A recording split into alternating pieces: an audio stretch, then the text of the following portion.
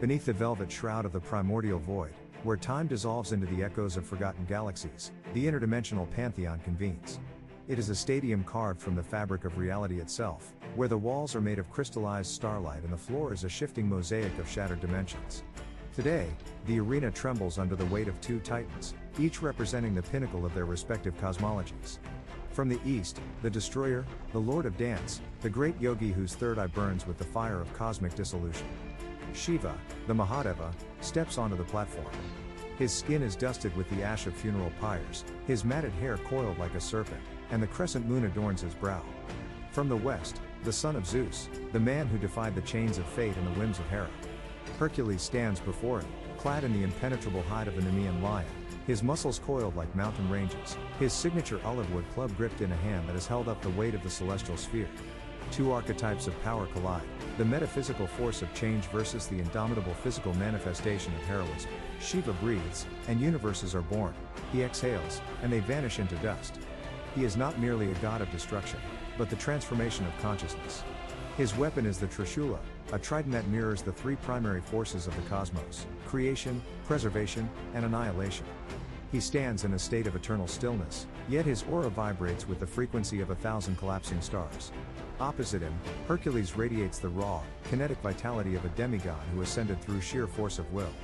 He is the champion of mortal potential, the one who wrestled the bull, silenced the Hydra, and survived the descent into Hades. His strength is not magical in the mystical sense, but absolute in the physical sense. Every fiber of his being is attuned to the struggle, to the triumph of the individual against the indifferent machine of the divine.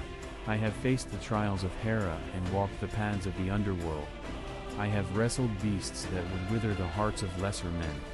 Tell me, Silent One, do you bleed like a god, or do you crumble like a stone? I do not seek your divinity, I seek the challenge of an equal. Stand your ground, for I am the end of your eternal dance. Little warrior of the ephemeral earth, you speak of trials and beasts as if they are the boundaries of reality. You have fought within the tapestry, but I am the weaver who unravels it.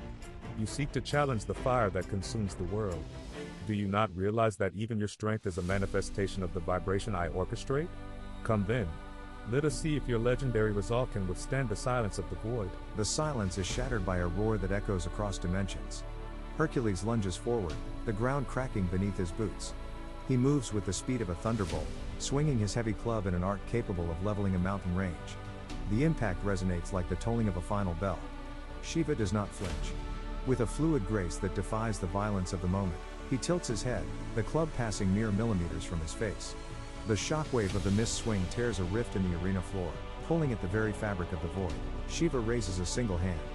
The Damaru drum, held by his other fingers, emits a singular, piercing note. The sound is not merely audible, it is a physical force. It strikes Hercules like a wall of solid gold. The son of Zeus is forced to plant his feet, his muscles bulging until his veins stand out like thick ropes. He grunts, his boots carving deep furrows into the indestructible arena floor. He defies the sonic pressure, pushing forward, driven by an inexorable, stubborn pride that has conquered death itself. He lunges again, his fingers locking around Shiva's waist, intending to apply a bear hug that would crush the ribs of a titan. I have held the sky itself on these shoulders. Do you think your vibrations can break the spine of the man who conquered the 12 labors? Yield to the grip of the earth. You hold the sky, yet you are pinned to the ground. You have mistaken weight for power. Shiva's body suddenly shifts, his physical form flickering like a candle in a tempest. He enters the state of Nataraja, the cosmic dancer. His movements become a blur of shadows and light. Hercules finds himself grasping nothing but empty space and the stinging scent of ozone. Shiva reappears behind him, the Trishula glowing with an intensity that turns the arena white. He taps the base of the trident against the floor, and a surge of divine fire erupts, spiraling upward to envelop Hercules.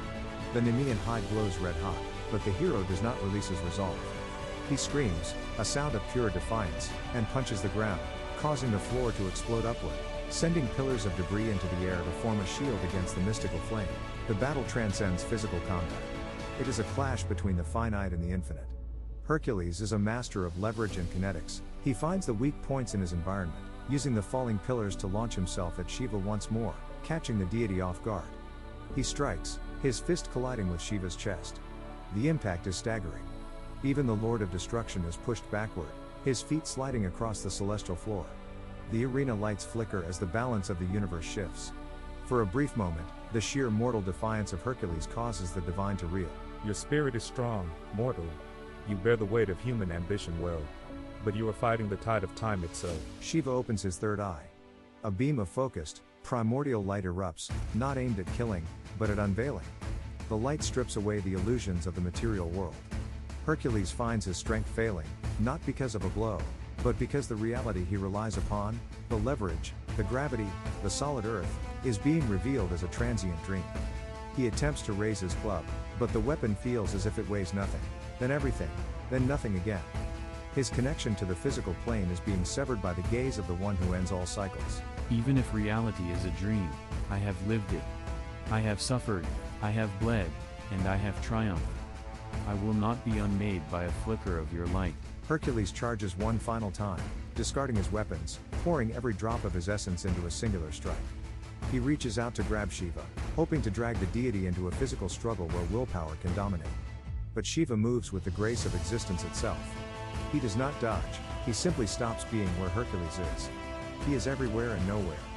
As Hercules passes through the space where Shiva stood, he feels the cold reality of the void, the nothingness that precedes existence. Shiva places a hand gently upon the hero's shoulder. It is not an attack, but a moment of cosmic recognition. The heat of the third eye fades, and the arena settles into a tense, vibrating calm. The confrontation ends not in a corpse, but in the realization of hierarchy. Hercules stands panting, his strength intact but his spirit humbled by the vastness he has brushed against.